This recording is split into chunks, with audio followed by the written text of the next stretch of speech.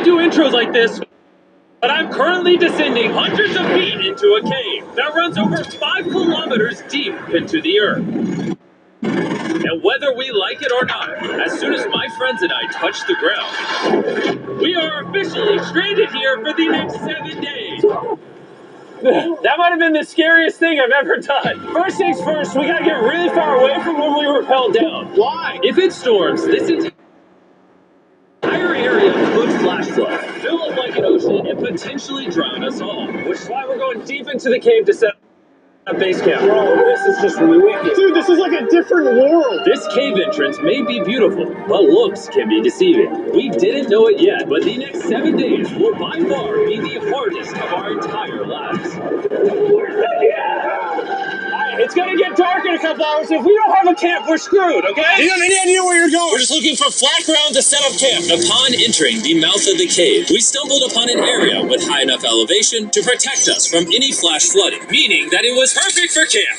Perfect is a crazy word. Good enough is what I would use. Good enough for camp. We spent the rest of day 1 grabbing our supplies that we were dropped with. Each one of these bags weighs like 80 pounds. And as you can see by the footage, we spent around 4 hours. This is very hard to traverse. Getting all of it back up to our base camp. All right. We've got some lights on in here. Our supplies are finally at our home base. And if you point the camera over there, you'll see it's pitch black. It took all day. And so, we set up the bare minimum for camping grounds. We drilled holes to hang up some ropes. Grab these, pull yourself up. Looks like the ropes will be able to support hammocks. And with the help of our survival guide, Joel, we hung our hammocks. This thin rope is what holds up my hammock. Yep. Ate some dinner and prepared for a very cold night 1. Not gonna lie, this hammock is way more comfortable than I thought it would be. Hey. Oh, God. Why is my head so big, bro? This part of the cave is 2.5 kilometers deep, and we're basically camping at the entrance. Tomorrow, we have a lot of exploring. How'd you guys sleep? Horribly. I didn't. It's a very perplexing environment. The cave's constantly dripping water on us from above, so we put a tarp over us. But even still, the water's dripping into our hammocks. I have an idea. Let's make our shelter actually good. I say we connect these tarps so we stay dry while we're sleeping. That's literally genius. I'm not just a YouTuber, okay? My hammock gets out right here. Are we serious right now? This is where I just got out of bed. And we didn't realize it at the time, but this hole is almost 40 feet deep. So while Sean and I got started on the super tarp, Mac and Carl went to see how dangerous this hole was for themselves. Do you see my hammock up there? That is where I slept. Now look at this. And because everything looks the same, and it's probably pretty hard to follow us in this cave, on this map, you can see our home base and how far they're moving away from it. All right, Mac, it's been real, bro. Oh, bro, this is crazy. Well, the boys are randomly exploring. Me and Sean actually have to work on the camp. Why is there a sleeping bag over here? Because it smelled like pee. Ew. Lesson number 1, don't rent your sleeping bags. Why did we rent sleeping bags? Why did we not just buy sleeping bags? We're zip tying the tarps together to create one mega tarp. Don't mind me, just trusting this rope with my life. And meanwhile, Mac and Carl were still in a hole. Oh my God. And eventually, they finally made it to the bottom. Hey! We're supposed to be working on camp. We just want to show how dangerous camp was. Just don't fall. It's a skill issue. Oh, okay. And even though they should have been on their way back, Carl and Mac insisted on seeing how deep they could go. Bro, this just looks so crazy. You think you can make it through the river? Little do these two know, this river actually runs throughout the entire cave, which means we'll be spending some time in it. Oh, there they are. Tell me you guys cooked. Oh, we cooked. That's right. A new home, am I right? Let's go. We now have a roof. Look at this. I'm not gonna lie, actually kind of crushing. And we moved the fire pit to this little cove we found. What do you think? It's warmer. It's cozy. These rocks trap the heat here and block the pee from the rocks above. It's not pee. What do I call it? I don't know, maybe rain or something? No, it's not rain. It's rock. Maybe. Right, point it up. Do you see clouds? No, you see rocks. It's not rain. Rock pee. Rock pee. Rock pee, fine. All right, it's rock pee. And after a much drier night of sleep, we decided to have Joel, our survival expert, help us get all the way to the end of the cave. Cave! Cave! Cave! Cave! Cave! Cave! Yeah! Let's see how deep in the cave we can make it. Now, keep in mind, we are still just at the beginning of this massive cave, and our goal is to make it all the way through it, without dying, of course. Oh my gosh, this is kind of steep. Bro, you ain't seen nothing yet. We're going deep in the cave. Alright, boys, suck in your guts. It's where things get tight.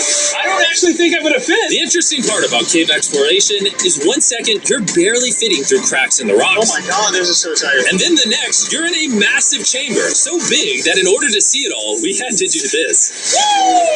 Oh my god! I can actually see now. This is awesome. This thing is bright. Woo! Bro, look at how cool this is. Yeah! It's so bright, I can't even look at it. I'm like getting blinded. Oh no!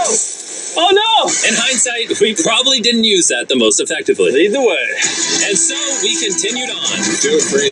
There's a really good handle at the top there, and then you can sort of swing a foot around onto this one. Like this? Yeah, perfect. Joel, the best caving guide ever. No one's died yet. Alright guys, this is where things get interesting. What? What is this? So from this point on, wetsuits, we're going for a swim. Yesterday, Mac and Carl were joking about doing this, but the rest of this cave adventure takes place in a freezing river. Oh my god, this is insane! Needing wetsuits are the only way to not get hypothermia. Why are we doing this? This is a once-in-a-lifetime experience. It's because you die after you do it. So in order to get to the end of the cave, we have to hop in this river and fight the rapids through this tiny hole in the rock and carefully squeeze our way through it. Take your time, it will take your feet behind you a little bit. Alright, I'm getting in the river. Follow the wall around to the... You got it, Jimmy! Ah, I don't know if I fit. Jimmy, I need you to pull yourself back out of the water. Oh my god! What's crazy about doing this Oh, it's so cold. is when you're completely submerged in freezing cold water, gripping onto the rocks becomes incredibly hard. Oh my gosh, that was crazy. Carl, let's go! We got this. Keep going. Look how crazy this is, dude. And even though this obstacle was difficult, it's nothing compared to what's up ahead. Hey, boys, we're now 10% done. Which means we've only scratched the surface of this expedition, and we still have over 2 kilometers remaining to reach the end. As you can see, it rains in this cave 24/7, so I'm making a chill spot for us to hang out in and not get wet. I wonder what it would look like if I wasn't here to build all this. Pretty sure they'd just be sleeping in a pile on a wet rock. Why don't we keep moving now that the bodies are wet? You got it! Temperatures are going to drop quickly. Why is this so difficult? The worst part is, every inch we go this way is an inch we gotta go that way to get back to camp. Our next obstacle may be out of the water, but that doesn't make it any easier to get through. Spider land? Spider, I see a spider. That means it's probably on us. It's on you, it's on you. I hate my friends. This cave is like a Mr. Beast video. The further you go, the harder it gets. Just straight up, if we didn't have Joel, I'd be dead. And after 3 hours, Joel had some bad news for us. The water's too high and we've taken too long. We're going to have to turn around for today and head back to camp. I disagree. You can't disagree with the safety expert. I disagree. Well, we can't really disagree. It turns out we wasted way too much time filming and playing with flares to the point where we now had to restart and attempt this mission another day. Sean, we're back. What did you do while we were gone? Hopefully nobody gets wet now. I didn't even know we packed lights. Yeah, they're awesome, right? Sadly, we only made it 20% through the cave today. But mark my words, we will go the distance in a future day. I doubt it. That's not gonna happen. We might rest on day 4, and then on day 5, try to go all the way to the end of the cave and see what's there. Day 3 was a lot of fun. I'll see you guys tomorrow. And after a third miserable night in the cave, the next morning we only had one thing in mind. A hot shower would literally save my life right now. Oh, showering would be awesome. I haven't showered in 4 days. As you can imagine, showering inside a cave isn't easy. We had to hike all the way back to where we were rappelled in to safely reach the riverbed. Oh my god! I feel my brain. I've never felt my brain like this. My forehead is frostbite. Let's use the drone to dry our heads off. Come here, drone. Oh, brother, stop.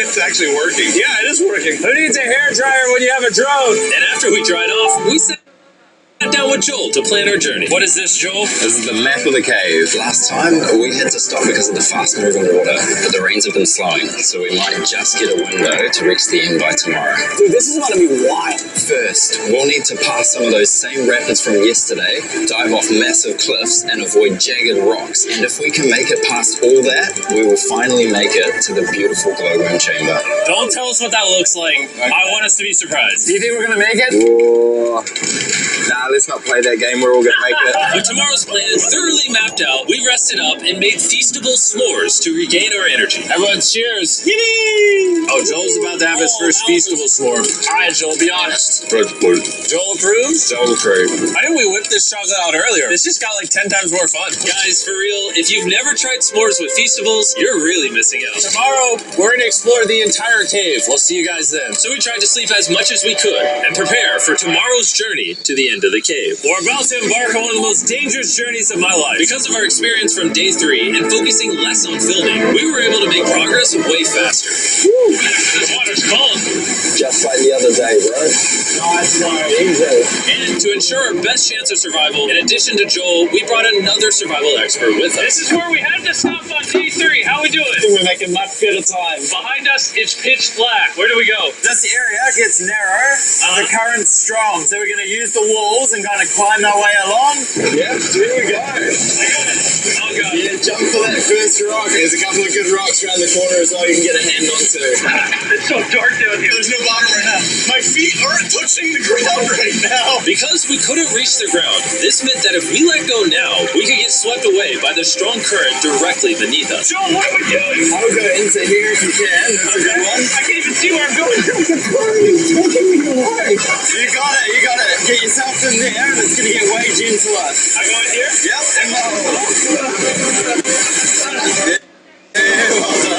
This might be the most insane thing we've ever done. We are much deeper in the cave than we've ever been, and we're now approaching our first serious obstacle. So basically, the water's recirculating, so if you fall in, it takes you to the bottom and it keeps you there. If we fall, we would die. Yeah. Okay, so death is on the table? This is just not what I thought I was signing up for. Yeah, perfect. Yeah, perfect. Caving is a lot harder than I thought. You can tell how strong this river is because it created this entire cave. And fun fact, we're not as strong as a cave. I'm barely as strong as a human. Well, fortunately for us, rather than Carl leading this expedition, we've got the little... I'm doing it right now, baby. Let's go, Joel. Guys, be back! After everything Jimmy's put me through, this ain't that scary for me. 3, 2, 1.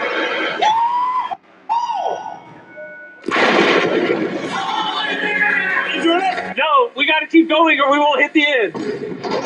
Oh my god.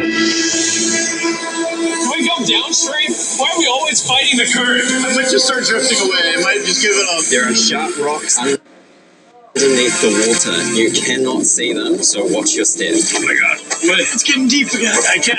I need to put my feet on. And if the sharp rocks weren't enough of a challenge, it seems like with every step we took... Oh, bro, I can't see anything. This is terrifying. The caves became darker, tighter, and ruthless enough that we began to question if we could even get to the finish line. This is awesome. This game is about to get a lot harder, and I have something I need to show all of you. Joel, can I see your bag? Thank you. You know what you've been carrying? What have I been carrying? The brand new Mr. B Slab Swarm. I'll be honest, guys. As you can see, because of what I've been going through for the past 5 hours, I'm clearly in no shape to tell you about this right now. And so, a month after we filmed this, I built an entire cave set, threw on my Future Jimmy name tag, and then said, "Hey, Future Jimmy here, and I'm going to tell you about my brand new toy line of Mr. B Slab Swarms. It's a collectible toy line with over 119 uniquely designed characters that you can collect. And the coolest part is, to find out which character you got, you pour water into this tube, shake it up, and the swarms will appear in front of your very eyes. And to demonstrate the product, I made this giant life-size version of the swarms tube. Fill the tube with water. You won't need this much water. This is just a giant tube. All right. And now that this is filled with water, Mac's gonna give it a little shakeage. Oh, is it shaken up enough? I think it's shaken up enough. Then you pour out the water. Do the honors, Joel. And out of the water will be revealed which 2 swarms you got. This is the rarest one, the Hyperchrome, that I only made 1,000 of. Joel, you can have it. You can have that one. What's it called again? I only have 2. And we didn't just stop at the swarms, we also made these action figure panthers that are in these briefcases, and this mutator that, just like the swarms, has a really cool reveal when you buy it. Where do I buy them? I'm glad you asked. Mr. Beast Lab toys are now available everywhere in the world you buy toys. They're all out now, go give them a try. And after more brutal trekking throughout the cave, we finally arrived at the glowworm chamber. Man, this better be worth it. Alrighty, team. Welcome to the glowworm chamber. Whoa! Holy crap. That is crazy. Dude, this does not look like it's Earth. All of the lights you see here are actually created by tiny bioluminescent glowworms. That kind of looks like the Milky Way galaxy. Wow. And this moment, this view, honestly, made that trek worth it. While making it to the glowworms was definitely worth the trip, our journey was still not over, because we had to go all the way back to base camp. It's almost day 6. They're not back, and I'm exhausted. I don't know if I'll be able to sleep, though. I'm just worried with them being gone so long. The trip back is way easier because we're just floating with the current. Now, because you guys have already seen the trip, we're going to expedite the way back. But seriously, this whole journey took so long, we crossed into day 6 before reaching camp. John. What's up, guys? I was starting to get worried. Happy day 6. Day 6, let's go. All we had energy to do was thaw out by the fire and finally eat some food. That was a very adventurous day. I'll see you guys tomorrow or later today. It is day 6. Yeah, maybe today. I don't know. Despite being physically obliterated from our excruciatingly long hike, no matter what I did, I was really struggling to fall asleep.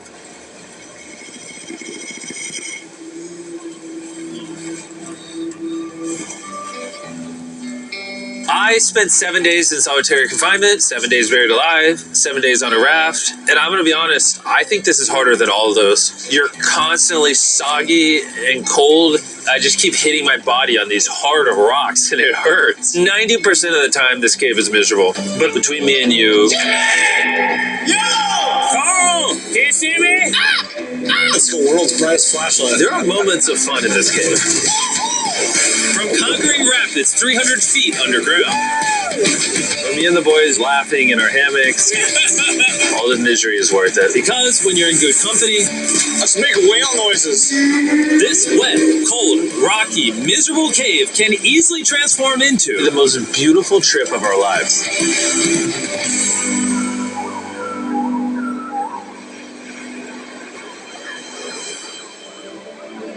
We cannot leave until everything is picked up. And when I say everything, I mean everything.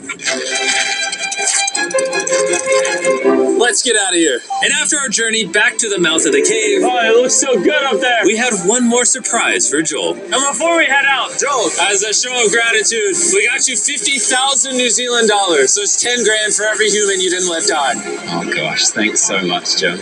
we love you, Joel. Now we got that out the way, let's leave. After 7 long days, we're finally leaving.